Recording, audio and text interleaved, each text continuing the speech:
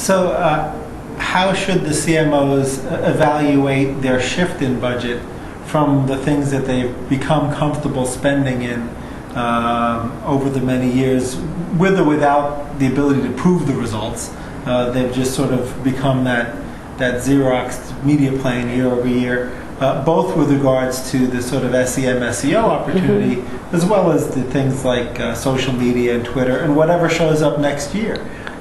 Because obviously their staffs have a limited number of hours in the day. Their agencies may or may not have the expertise for some of these existing areas like search or social media. So should they set aside sort of slush fund budgets? Absolutely. What should they do? That's my answer. They should take a very small percentage of their budget, maybe 3%, maybe 5%, up to 10%, and allocate it to experimentation. And that's not just a budget allocation, that's also a personnel allocation, because somebody's got to spend that or do something with it. And a lot of these, particularly social initiatives, require hands-on staff engagement, either on the agency side or on the internal side. But, you know, like sharks, move forward or die. If they don't experiment and if they don't measure the results of their experimentation, they're going to be spinning their wheels in the same traditional, and we can even say traditional in the context of online now, and have a pretty clear idea what we're talking about. There are new channels out there, and you got to go play in the sandbox. So when a company decides to go play in a variety of other sandboxes and then decides that sandbox is not for them, how should they deal with the, I guess, decommissioning of something that they've created? I mean, Second Life was hot for a while. A lot of companies went and created fairly expensive, fairly deep Second Life experiences. I never got it, to be perfectly honest. But I never got off the island where you try to learn how to fly. I was just not really good at flying around. So, you know, if you suddenly decide that after devoting, 3,000 hours worth of time on developing something in Second Life, that you're no longer going to be in Second Life, or you decide that your Facebook fan page isn't working out for you, what do you do? Do you just sort of leave it in limbo? Do you gracefully exit that venue?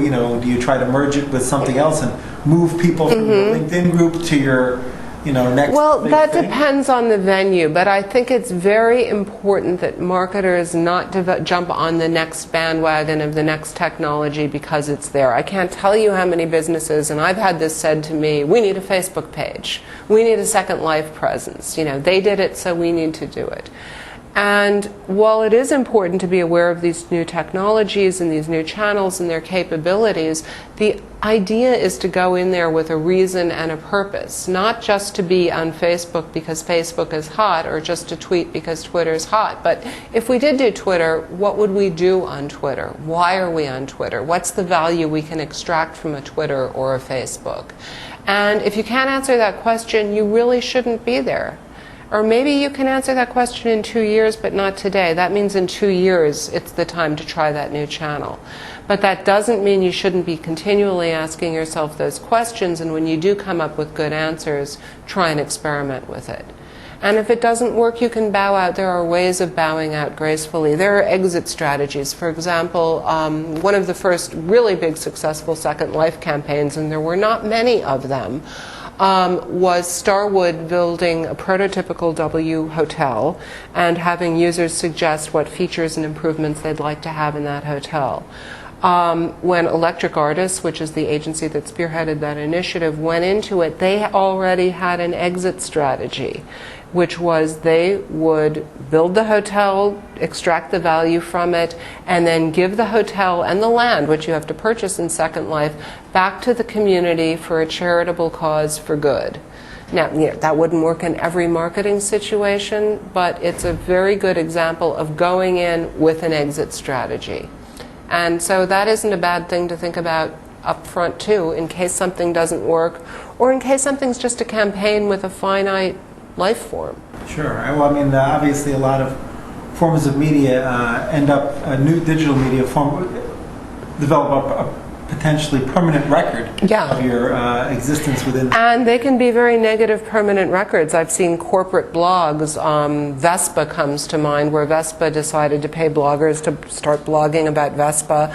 Vespa lost interest in the product in the blog, and then the bloggers started blogging about how Vespa isn't returning my calls. And that was on the internet for a long, long time before the whole thing was decommissioned and before it finally disappeared from search results. Right. So again, if you're going to stop blogging, develop a strategy for how you were going to say it was a great run, we're going to stop this blog, we'll leave it on the web so you can read about Vespa, or we're taking it down because this has run its course. But honesty, transparency, and cleaning up your own mess.